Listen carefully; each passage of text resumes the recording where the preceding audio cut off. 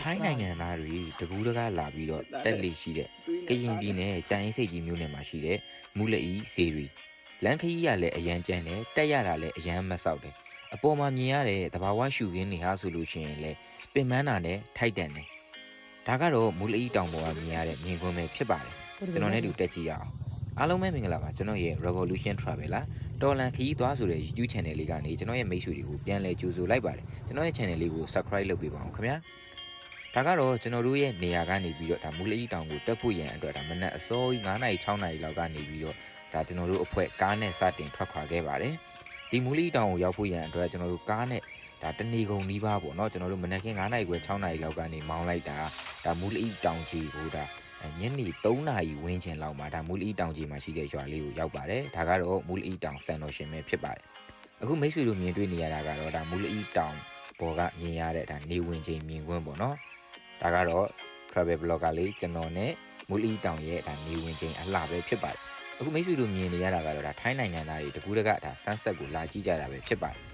အခုဒါကတော့ကျွန်တော်တို့ဒီမူလီတောင်ကိုတက်ဖို့ရန်အတွက်ဒါမူလီတောင်ကြီးဒါကားထားမယ့်နေရာကိုသွားနေတာပဲဖြစ်ပါတယ်ဒီတောင်ကဆိုလို့ရှိရင်ဒါကရင်ပြည်နယ်ကြာရင်စိတ်ကြီးမြို့နယ်မှာရှိပြီးတော့မှပင်လယ်ရေမျက်နှာပြင်အထက်2005မီတာပေပေါင်းဆိုလို့ရှိရင်တော့6588ပေမြင့်ပါတယ်တက်ရတဲ့တောင်ကစုစုပေါင်းခြေချင်းအားဖြင့်ဆိုရင်တောင်38လုံးကိုဒါကျွန်တော်တို့တက်ခဲ့ရတာပဲဖြစ်ပါတယ်ခြေချင်းတက်မယ်ဆိုရင်တော့လမ်းမှာတညအိပ်ပြီးတော့ဒါ2ရက်တိတိတက်ရတဲ့ဒါတောင်တစ်လုံးဆိုရင်လည်းမမားပါဘူးလမ်းမှာတောင်တက်ရတဲ့လမ်းနေရာဆိုရင်လည်းအရန်မဆောက်တယ်ပြီးတော့ဒီလမ်းခကြီးကလည်းအရန်ကျန်းတယ်မြင်ရတဲ့တဘာဝရှုခင်းတွေဆိုတာကလည်းအင်မတန်ဒီရင်သက်ရှုမိုးပဲကောင်းတယ်ပေါ့နော်တကယ်ကိုတောတဘာဝအပြည့်နဲ့ဒါကျွန်တော်တို့မြို့နေလူလူတွေအတွက်ဆိုလို့ရှိရင်တော့ကြိုက်နှစ်သက်စေမဲ့ဒါတောင်တက်ခရီးတစ်ခုဆိုလည်းမမားပါဘူးဒါကတော့တောင်ကြီးမှာမြင်တွေ့ရတဲ့ဒါစမ်းချောင်းလေးပေါ့နော်ဒီတမိုင်းချောင်းနေရာဆိုလို့ရှိရင်တော့ဒါမဟာတက္ကရာ1112ခုဒီ BC 988ခုနှစ်လောက်မှာတဲ့ဒီတူဝနာဘူမိပေါ့နော်ဒီတထုံဒေသကိုအုပ်ချုပ်တဲ့တိတ်တဓမ္မတိဟရာဇာမင်းကနေပြီးတော့မှာတဲ့ဒီတူဓမ္မဝရီတထုံဒီကိုတဲ့ဒီဖျားရှင်ကြွားရောက်လာခဲ့တာကနေပြီးတော့မှဒီဖျားရှင်ကိုတဲ့ဒီကြီးမားတဲ့ဒီထဲဝါတဲ့ပြက်သက်တွေဇရက်တွေနဲ့ဒါပူဇော်တာပေါ့နော်အဲ့ဒီကနေပြီးတော့မှဒီယတိတွေကလည်းဖျားစီကိုလာပြီးတော့အတီးလာပြီးဥခိုက်ပူဇော်ကြတယ်အဲ့ဒီအချိန်မှာမှဖျားကနေပြီးတော့သူ့ရဲ့ဒီဓာတ်တော်မွေတော်စံတော်တွေကိုတဲ့ဒါပြန်ပြီးတော့စွန့်ရကနေပြီးတော့မှကျွန်တော်တို့ဒီမူလအီတောင်ပေါ်မှာတဲ့ဒီယတိတစ်ပါးကနေပြီးတော့မှဒီစံတော်ကိုထာပနာပြီးတော့ဒါတဲတာပေါ့နော်ဒါဆိုရင်ဒါကျွန်တော်တို့ကညနေ3နာရီခွဲလောက်မှာစတက်တယ်ဒီတောင်တဝက်မရောက်ခင်လမ်းမှာရှိတဲ့ဒါဖုံးရင်ကျောင်းလေးတစ်ချောင်းမှာဒါကျွန်တော်တို့ဒါညအိပ်ပြီးတော့ဒါကျွန်တော်တို့အနားယူတာပဲဖြစ်ပါတယ်ပြီးတော့မနက်4နာရီခွဲလောက်မှာကျွန်တော်တို့အဖွဲ့အိယာကနေထားတယ်ထားပြီးတော့ကျွန်တော်တို့မနက်အစောကြီးတောင်ထဒီဆက်တက်မှာဖြစ်တဲ့အတွက်ကြောင့်မလို့ဒီတောင်ပေါ်ရှိတဲ့ဒီဖုံးရင်ကျောင်းမှာရှိတဲ့ဒါအတီးရွက်တွေပေါ့နော်ဒီနယ်မြေကဒါတက်တက်လွတ်နယ်မြေဖြစ်တဲ့အတွက်ကျွန်တော်တို့အသားမပါဘူးဒါအတီးရွက်တက်ဒါနှမ်းငပိပေါ့နော်နှမ်းကိုငပိအဖြစ်လောက်ထားတဲ့အရာနဲ့ပဲဒါကျွန်တော်တို့အဖွဲ့စားတောက်ခဲ့ကြတယ်အဲ့ဒါ BB ဆိုရင်တော့ဒါကျွန်တော်တို့အားဖြည့် BB ဆိုရင်ဒါကျွန်တော်တို့မနက်ခင်း9နာရီခွဲလောက်မှာကျွန်တော်တို့အဖွဲ့ဒီခရီးကိုဆက်ခဲ့တယ်ပေါ့နော်ပုံမှန်အားဖြင့်ဆိုရင်မနက်စောစောတက်ကြတယ်ဒီညနေဘက်ဆိုရင်တောင်တဝက်မှာအနားယူကြတယ်နောက်ရက်မနက်စောစောထတက်တယ်ညနေပိုင်းလောက်ဆိုရင်ဒါမူလီတောင်ထိပ်ကိုရောက်တယ်ပေါ့နော်ကျွန်တော်တို့ဖွဲ့ကတော့အဲ့ဒီလိုမဟုတ်ဘူးညနေပိုင်းပေါ့နော်ဒီညနေ3နာရီခွဲလောက်မှာပဲကျွန်တော်တို့တောင်စတက်လိုက်တယ်အဲ့တော့ညအိတ်တဲ့နေရာကိုဒါ7ခွဲ9နာရီလောက်မှာဒါကျွန်တော်တို့ရောက်သွားတယ်ပေါ့နော်လန်ခီကအရန်လဲကျန်းတယ်လို့မျိုးဒီတဘာဝပတ်ဝန်းကျင်ရှုခင်းနေရလဲအရန်လာတယ်ဒါဆိုရင်ဒါတောဝက်တွေခွာထားတဲ့နေရာပေါ့နော်လန်ခီမှာဘယ်လိုပြောမလဲဒီတောကောင်တွေလဲဒါတချို့တွေဆိုလို့ရှိရင်လည်းဒီnetကြီးတယ်ပေါ့နော်ဒီဒေသကအဲ့လိုပါဇက်စီးမဆောင်ရင်ပြီးအပြူအမူတွေဒါ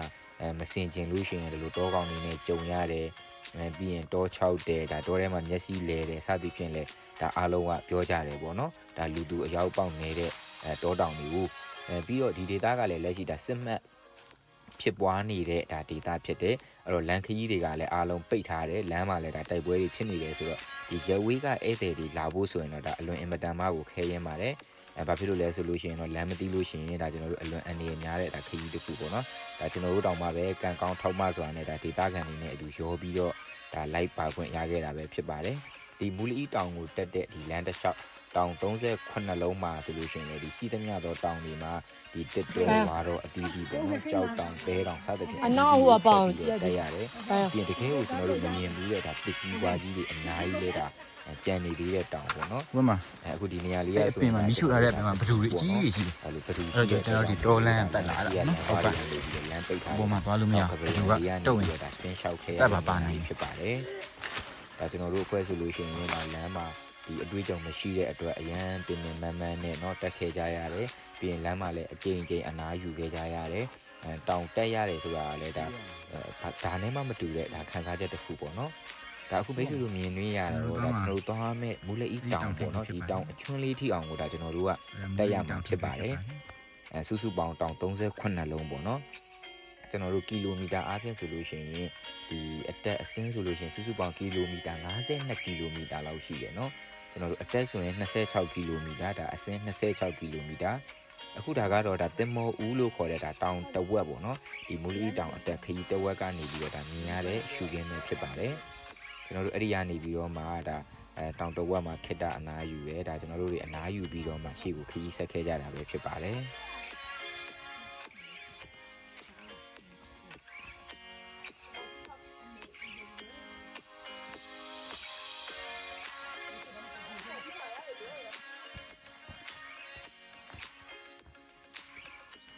ကျွန်တော်တို့ခဏနားလေးနေရာနဲ့ဆက်တက်လာပါပြီကျွန်တော်နားလေးနေရာလည်းတဝက်ဆိုတာမဟုတ်သေးပါဘူးတဲ့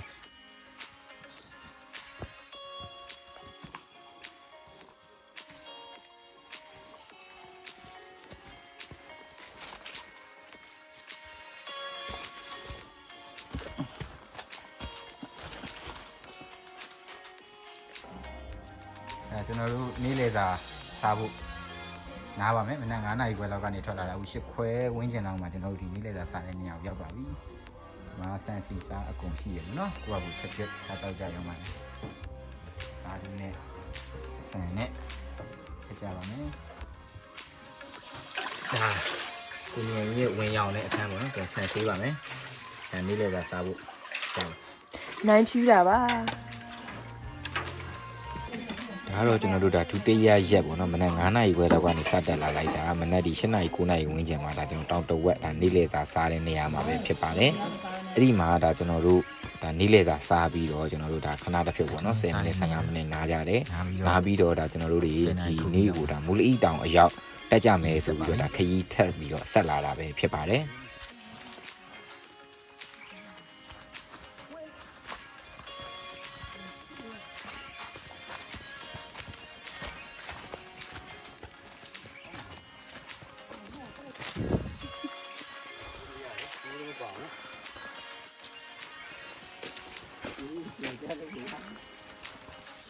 ဗီဒီယိုရဲ့ရှေ့ပိုင်းမှာမြင်ခဲ့ရတဲ့တောင်ချွန်းချွန်းလေးပေါ့နော်ဒါမူလအေးတောင်ထိပ်ဖြစ်ပါတယ်ဒါတဖြည်းဖြည်းနဲ့ကျွန်တော်တို့သူ့ရဲ့တောင်ကြီးကိုနီးတဲ့နီးလာခဲ့ပြီပေါ့နော်ကျွန်တော်တို့ဒီနေ့အရောက်ဆက်တက်မယ်ဆိုပြီးတော့ဒါမောမောပန်ပန်နဲ့နားလိုက်တက်လိုက်နားလိုက်တက်လိုက်နေပေါ့နော်ဒါကျွန်တော်တို့အများကြီးခရီးဆက်ခဲ့ကြပါတယ်ကျွန်တော်တို့တက်မှာအဲ့ဒီမြင်နေရတဲ့တောင်ထိပ်ချွန်းချွန်းလေးဖြစ်ပါတယ်ဟိုဒါတကွေးတစ်ပတ်ကြီးပေါ့နော်အဲ့ဒီတောင်ကျိုးကိုဒီပုံစံအတိုင်းကျွန်တော်တို့ပက်ရမှာဖြစ်ပါတယ်အဲ့ဒီမှာအဲ့ဒီမျိုးပက်ပြီးတော့မှကျွန်တော်တို့ခုတာနားတဲ့နေရာကိုရောက်ပါတယ်လက်ရှိဒါမိတ်ဆွေတို့မြင်နေရတဲ့ဒီအတက်ကလေးကိုတော့ဒါမတ်ငိုတောင်ဆိုပြီးတော့ဒါနာမည်ပေးထားတယ်ပေါ့နော်ဒီအတက်မှာတဲ့ဒါအမျိုးသမီးတယောက်ကဆက်ပြီးမတက်နိုင်တော့လို့ဒါထိုင်ငိုရတဲ့အထိမတ်တဲ့အတွက်ကြောင့်မလို့ဒါမတ်ငိုတောင်ဆိုပြီးတော့နာမည်တွင်လာပဲဖြစ်ပါတယ်တကယ်လဲလန်တဝက်နဲ့လှည့်ပြန်လာတဲ့သူတွေရှိပါတယ်ဒါကတော့ဒါတောင်ကြီးနေရာပေါ့နော်ဒါတောင်ထိပ်ကိုမရောက်သေးပါဘူးတောင်ထိပ်ကိုရောက်ဖို့ဆိုရင်ကျွန်တော်တို့ထပ်ပြီးတော့ဒါနောက်ထပ်ဒါ1နာရီခွဲ2နာရီနီးပါးလောက်ဒါကျွန်တော်တို့ထပ်ပြီးတော့ဒါခရီးဆက်ရပါသေးတယ်တချို့ကတော့ဒီနေရာမှာညအိတ်ကြတယ်မနက်စောစောထတက်ကြတယ်ပေါ့နော်ဒါကတော့ဒါမူလီတောင်ကြီးမှာမြင်ရတဲ့မြင်ကွင်းပါဒါကျွန်တော်တို့ရောက်သွားတဲ့အချိန်ကဒီညနေမကြာနေ့လယ်မကြာဆိုတော့ရှုခင်းကအမြင်ရပြီမဲ့တိတ်မလာဘူးပေါ့နော်အခုဆိုရင်တော့ဒါကျွန်တော်တို့တောင်ပေါ်ကိုရောက်လာခဲ့ပြီဖြစ်ပါတယ်ဒါကတော့ဒါမူလီတောင်ထိပ်မှာရှိတဲ့ဈေးတန်းလေးတွေပေါ့နော်လိုအပ်တာအကုန်ဒီဈေးတန်းလေးတွေမှာဒါဝယ်လို့ရပါတယ်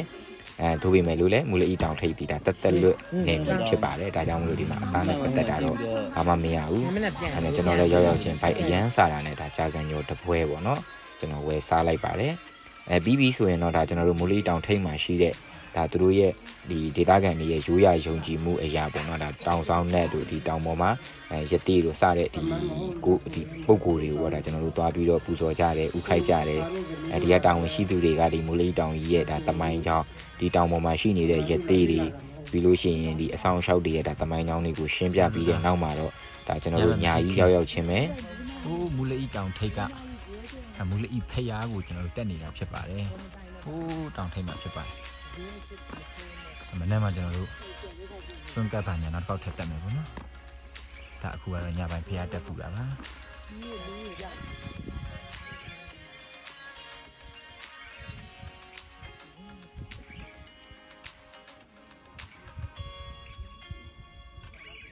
ါဒါတော့ထိုင်းနိုင်ငံဖြစ်ပါတယ်မီးလင်းထိန်နေရပဲကျွန်တော်မြန်မာနိုင်ငံသားတွေမရနိုင်တဲ့ဘဝပေါ့နော်ဒါကတော့ဒါမိုးလေးတောင်ထိပ်ကဒါဗိမှန်ပေါ့နော်ဒါခရီးသွားတွေဒါညာဘက်အိတ်ဆက်ဒါအနားယူလို့ရအောင်တိဆောက်ထားတဲ့နေရာကြီးပဲဖြစ်ပါတယ်ဒီပေါ်မှာတန်ကားလေးလည်းရှိတယ်ပေါ့နော်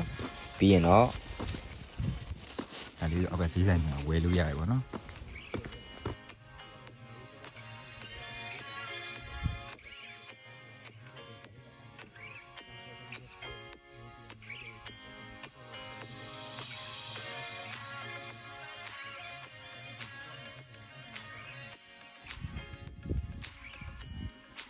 ကျွန်တော်တို့အာယုံစွန်းကပ်ပြီးပြီဆိုတာနဲ့ဒါကရင်ပြည်နယ်ရဲ့အမြင့်ဆုံးဖြစ်တဲ့ဒါမိုးလီတောင်ထိပ်ကနေပြီးတော့ဒါကျွန်တော်တို့နေထွက်ချိန်ကိုဒါစောင့်ပြီးတော့ကြီးခဲ့ပါတယ်ဒါမနက်ခင်းမှာမြူတွေကအရန်ဆိုင်နေတဲ့အတွက်ကြောင့်မို့လို့ဒါကျွန်တော်တို့နေထွက်ချိန်ကိုကောင်းကောင်းမမြင်ရဘူးထင်ခဲ့ပြီးမဲ့လေတကယ်နေထွက်ချိန်ကိုရောက်လာတဲ့အခါမှာတော့တော်ကိုလှတဲ့တဘာဝတရားကြီးကိုကျွန်တော်တို့မိုးလီတောင်ထိပ်ပေါ်ကနေပြီးတော့ဒါရှူစားခွင့်ရခဲ့တာပဲဖြစ်ပါတယ်ကျွန်တော်တို့မြန်မာနိုင်ငံမှာရှိတဲ့မြန်မာနိုင်ငံသူနိုင်ငံသားတိုင်းကိုယ်နိုင်ငံတွေကဒါတဘာဝအလှတရားတွေစီကိုတစ်ခေါက်တော့ဒါအရောက်သွားတင်တယ်လို့ဒါကျွန်တော်အကြံပြုချင်ပါတယ်ဒါကတော့ဒါမူလီတောင်ထိပ်ပေါ်ကနေမြင်နေရတဲ့ဒါနေထွက်ချိန်မြင်ကွန်းပေါ့နော်ဒါထိုင်းနိုင်ငံသားတွေဆိုရင်တကူတကားတောင်မှပဲဒီပေါ်မှာတက်နေထိုးပြီးတော့သူတို့ hiking trip တွေထွက်ကြတာပဲဖြစ်ပါတယ်ပြီးရင်တော့ဒါကျွန်တော်တို့ဒီတောင်ပေါ်မှာလာပြီးဒါတရားအားထုတ်တဲ့ဒါထိုင်းနိုင်ငံတော့ဒီထိုင်းနိုင်ငံကဒါတန်ဃာတွေပေါ့နော်အဲ့ဒီတန်ဃာတွေကိုဒါကျွန်တော်တို့ခီးသွားအဖွဲ့တွေကနေပြီးတော့ဒါမနက်စာဒါအာယုံစွန်းစက်ကက်လူရန်နေတာပဲဖြစ်ပါတယ်ပြီးရင်တော့ဒါတောင်ပေါ်မှာစတူဒီတာအခမဲ့ကျွေးပါတယ်ကျွန်တော်အဲ့ဒါလေးဝင်လွှေးခဲ့တယ်အရန်စားလို့ကောင်းပါတယ်တက်လွတ်ဆိုပြီးမယ်လို့လဲပြီးရင်တော့ကျွန်တော်တို့ဒါနေကင်းဘက်မှာတစ်ခေါက်ကျွန်တော်တောင်ပေါ်ကိုပြန်တက်ခဲ့တယ်တဘာဝတရားကိုကျွန်တော်ပြန်ပြီးတော့ကြည့်မယ်ဆိုပြီးတော့ဒါနေကင်းဘက်တစ်ခေါက်ကျွန်တော်နောက်ထပ်တောင်ထိပ်ကိုပြန်တက်သွားခဲ့ပါတယ်အခုဒါမူလအီတောင်ပေါ့နော်ဒီမှာသူကအမီစီဒီနဲ့အဖာစီဒီဆိုပြီးတော့နှစ်မျိုးရှိပါတယ်ဒီအဖာစီဒီကိုတော့ဒါအမျိုးသမီးတွေတက်ခွင့်မရှိဘူးပေါ့နော်အရင်တော့ဆိုရင်ဒီနေရာကဒါဒီရှောက်လန်းလေးဖေးမှာဒါတန်စကားတွေဒီစတီးလက်ရန်တွေမရှိခင်တော့လေတဟူးဟူးတိုက်နေတဲ့အတွက်ကြောင့်မို့လို့ဒါအင်မတန်စိတ်လှုပ်ရှားစရာကောင်းတဲ့ဒါတောင်ထိပ်နေရာလေးလည်းဖြစ်ပါတယ်ဒါအမျိုးသမီးတွေဆိုရင်ဒါမတက်နိုင်ကြဘူးပေါ့နော်အခုနောက်ပိုင်းတော့ဒါတက်ခွင့်လည်းမရှိပါဘူးအင်မတန်နှက်ကြီးတယ်လို့ယုံကြည်ကြတယ်ဒီတောင်ပေါ်မှာများတာအမျိုးသမီးတွေတက်လိုက်မိတယ်ဆိုရင်တော့မူချူပြစ်တယ်လို့လေကြားတယ်လို့စတဲ့ဒေသခံတွေရဲ့ဒါယုံကြည်မှုဆိုင်ရာတွေလည်းရှိနေပြန်ပါသေးတယ်ပြီးတော့ဒါကတော့ကျွန်တော်ညနေဝင်ချိန်ကိုကြည့်ဖို့ဒါမုတ်ဆိုးတောင်လို့ခေါ်တဲ့ဘက်ကိုသွားနေတာပဲဖြစ်ပါတယ်ဒီဘက်မှာဆိုရင်တော့ဒါထိုင်းနိုင်ငံသားတွေအများစုကဒီဘက်မှာတက်နေထိုးပြီးတော့ဒါလာအိတ်ကြတဲ့နေရာပေါ့နော်တကယ်ကိုမြန်မာနိုင်ငံရဲ့အလှတရားကြီးကရင်သက်အံ့ဩဖွယ်ကောင်းသလိုမျိုးနှမျောတတ်လည်းဖြစ်ရတယ်ကျွန်တော်တို့နိုင်ငံကြီးเนาะပြည်တွင်းစစ်တွေမရှိဘဲနဲ့အာဏာရှင်စနစ်ကြီးတာမရှိဘဲနဲ့เนาะပဋိပက္ခတွေတာမရှိဘဲနဲ့ငြိမ်းချမ်းရှိနေခဲ့မယ်ဆိုရင်နိုင်ငံသားခရီးသွားတွေကိုဆွဲဆောင်ပြီးတော့တိုင်းပြည်ကိုဖွံ့ဖြိုးတိုးတက်အောင်ဒါလုပ်လို့ရတဲ့နေရာတွေအများကြီးပဲရှိတယ်ပေါ့နော်တိုရစ်ဇမ်နဲ့ကျွန်တော်တို့နိုင်ငံကဒါအများကြီးချမ်းသာနိုင်တဲ့နိုင်ငံတစ်နိုင်ငံဖြစ်တယ်ဒါပေမဲ့လည်းတိုင်းပြည်မှာအတ္တတွေမာနတွေပြိုင်နေကြတဲ့အတွက်ဒါဆင်းရဲနေကြရတယ်ပေါ့နော်ဒီအလှတရားတွေဆုံးရှုံးနေကြရတယ်ဒါကတော့ညနေဝင်ချိန်ပဲဖြစ်ပါတယ်တိတ်လာတဲ့ဒါမူလီတောင်ပေါ်ကဒါဆန်းဆက်ပေါ့နော်နေဝင်ချိန်လေးတစ်ခုပဲဖြစ်ပါတယ်အင်မတန်လှပါတယ်ကျွန်တော်တို့အဖွဲ့ဆိုလဲဒါဓာတ်ပုံတွေအများကြီးရိုက်ကြတယ်ထိုင်းနိုင်ငံသားတွေဆိုလို့ရှိရင်လည်းဒီပေါ်မှာအများကြီးမှတ်တမ်းတွေယူကြတယ်အင်မတန်ကိုဒါလှပါတယ်ဒါကန်ကောင်းတဲ့သူတွေဆိုတော့ဒါတိမ်ပင်လေတွေလည်းမြင်ရတယ်ပေါ့နော်ကျွန်တော်တို့သွားတဲ့ရက်ကတိမ်သိမ့်မရှိတဲ့အတွက်ဒါတိမ်ပင်လေကိုတော့ကောင်းကောင်းမမြင်ခဲ့ရပါဘူးကျွန်တော်တို့အဖွဲ့ဆိုရင်တောင်ပေါ်မှာဒါ3ညလောက်ကျွန်တော်တို့အိတ်ခဲကြတာပေါ့နော်တကယ်ပင်ပန်းသမျှဒါအမောပြည့်တဲ့ခရီးစဉ်တစ်ခုဆိုရင်လည်းမမားပါဘူးပြီးရင်တော့ဒါကျွန်တော်တို့အဖွဲ့တောင်ပေါ်ကနေပြီးတော့ဒါပြန်ဆင်းတော့မှာပဲဖြစ်ပါတယ်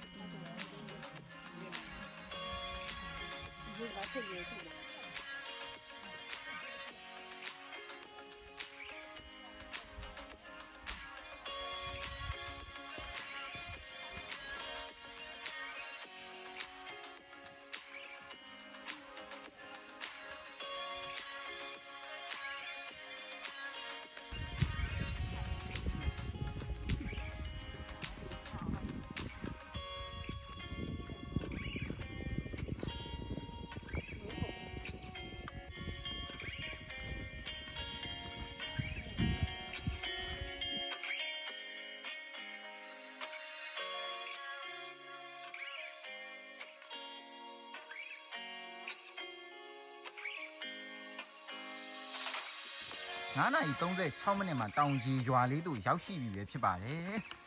ကျွန်တော်တို့အားလုံးတညနဲ့တရက်တက်ခဲ့ရတဲ့ခရီးကျွန်တော်တို့အခုတော့မနက်9:00 နာရီခွဲကနေညနေ9:00 နာရီခွဲမှာတောင်ကြီးအရောက်ဆင်းနိုင်ခဲ့ပါပြီအားလုံးပဲအန်ဒီရကင်းဘေးကင်းစွာနဲ့ရောက်ရှိခဲ့ပြီပေါ့နော်ကျွန်တော်တို့ရဲ့မူလအီတောင်ခရီးစဉ်ဒါ85%လောက်ပြီးဆုံးသွားပြီလို့ပြောလို့ရပါတယ်အားလုံးကျေးဇူးတင်ပါတယ်ခင်ဗျာ